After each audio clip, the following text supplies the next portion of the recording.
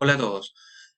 Voy a dar comienzo a la exposición del tema Poéticas de la conciencia de lo imaginario y mitocrítica. Para comenzar, quiero definir que estas poéticas buscan identificar el sentido y la trascendencia de la obra literaria desde orientaciones antipositivistas y antihistoricistas.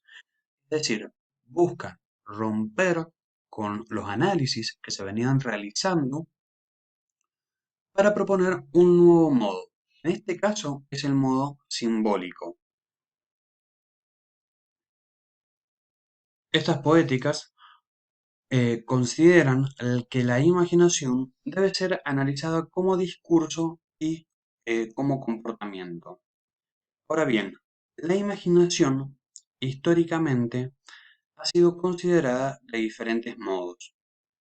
Por ejemplo, Platón consideraba que la imaginación es una facultad intermedia entre el sentir y el pensar, entre la evidencia y la sensación directa y la coherencia de la lógica especulativa o abstracta. En cambio, para Aristóteles, lo imaginario conserva el poder que tiene la realidad para estimular y provocar pasiones en el ser. Esto quiere decir que lo representado puede no ser real, pero las pasiones que provoca en el espectador sí lo son. Ya en el Renacimiento, la imaginación se situaba en el tránsito entre lo sensible y lo suprasensible, a través de lo cual o del cual se pueden percibir las inquietudes internas del espíritu. En el romanticismo, la imaginación era considerada como la facultad de creación y conocimiento del mundo, también conocido como demiurgo. Es decir, no se la considera la fuerza creadora del universo, pero sí aquella que lo lleva a su expansión. Ya en el siglo XX, la imaginación actúa sobre, o se considera, mejor dicho, que actúa sobre los datos de la experiencia afectiva, es decir, se refiere a un pasado vivido, resulta de una situación presente y responde a un futuro posible. Esto se aproxima a la teoría del psicoanálisis. Como mencionamos, o mejor dicho, como mencioné, las poéticas que estamos abordando buscan identificar el sentido y la trascendencia de la obra literaria desde las orientaciones antipositivistas y antihistoricistas. De aquí es que surge la mitocrítica que fue creada por Gilbert Durant en 1961, quien consideraba que la imaginación es el conjunto de imágenes mentales y visuales organizadas entre ellas por una narración mítica por la cual un individuo, una sociedad, de hecho la sociedad entera, organiza y expresa simbólicamente sus valores existenciales y su interpretación del mundo. El propósito de la mitocrítica, o uno de ellos, es observar el trasfondo mítico que opera en el universo específico de las obras literarias.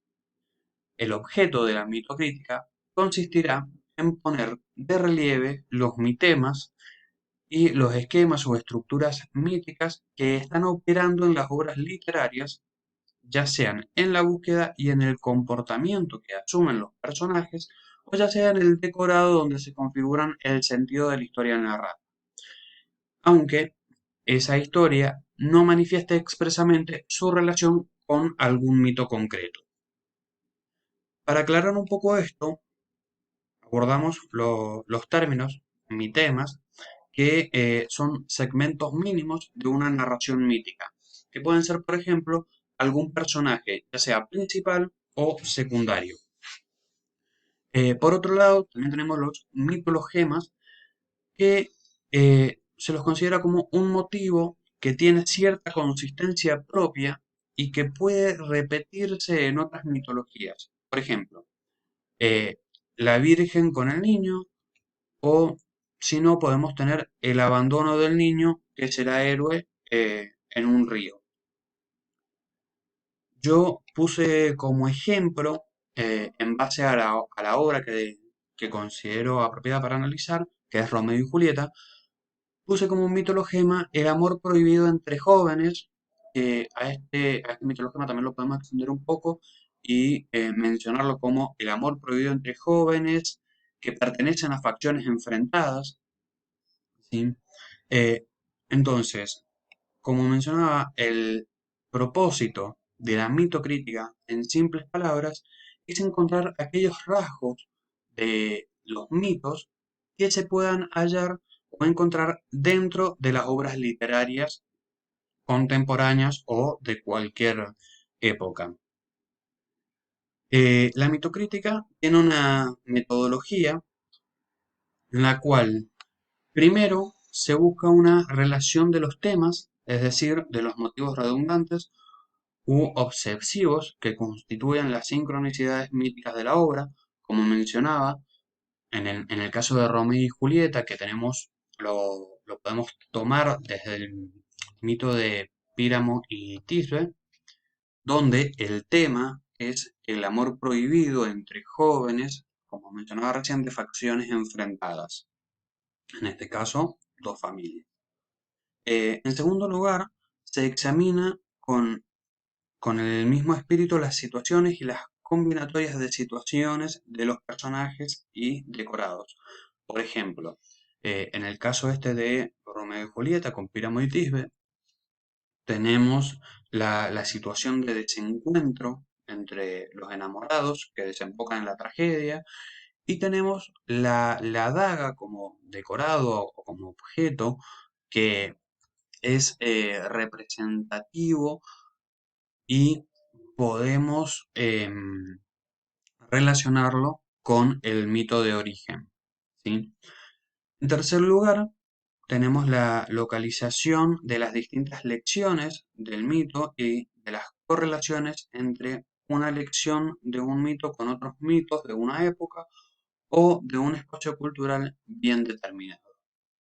Ahora, teniendo en cuenta la guía para analizar una obra narrativa, la mitocrítica, en mi opinión, es útil para abordar, por ejemplo, la presentación general de la obra, el significado del título y la relación con los hechos de la historia, porque, por ejemplo, podemos establecer un paralelismo entre Píramo y Tisbe, donde esa conjunción nos permite observar una unión entre los dos personajes que se mencionan en el título, que sucede lo mismo en Romeo y Julieta. Bueno, también podemos abordarlo, los temas planteados a raíz de, o a la luz de la mitocrítica, podemos, bueno, como mencionaba, ver los temas planteados, que se pueden formular también por oposición y demás. Con respecto a la acción y trama, me parece que en este caso la mitocrítica se puede aplicar, ya que podemos ir reconociendo esos indicios, como menciona acá, donde, a ver, por ejemplo, si nosotros identificamos que Romeo y Julieta tiene cierta relación con el mito de Píramo y Tisbe, podemos imaginarnos que el desenlace de la obra va a ser similar a la del mito. Entonces, esos indicios nos permiten justamente ir anticipando el desenlace o el final de la obra. Por otro lado, con respecto a los personajes, la misma situación, a la luz de la mitocrítica, podemos reconocer personajes que son propios de algunos mitos, por más que no estén relacionados directamente con la historia. Pero hay personajes que son como muy icónicos. Entonces, bueno, no. Esta teoría nos permite orientarnos por ese lado al reconocimiento de los personajes. En cuanto al espacio, bueno, también Me parece una teoría que se puede aplicar porque, bueno, por ejemplo, tal vez no tanto en el caso este de Romeo y Julieta, pero sí cuando nos encontramos en obras donde hacen mención al infierno, podemos tener una relación con el mito de Orfeo y Eurídice, en el cual el lugar tiene una gran relevancia dentro de la historia. Y por otro lado, también el espacio muchas veces tiene este valor simbólico y tiene un significado propio dentro de la obra, que es lo que muchas veces sucede dentro de los mitos. Por eso es que creo que también esta teoría puede ser aplicada en este caso. Bueno, la verdad ha sido un tema que me costó un poquito entender. Espero haberlo podido transmitir de una manera sencilla y que les haya quedado claro. Así que espero que hayan disfrutado la exposición y que se les haya hecho ameno. Que sigan muy bien.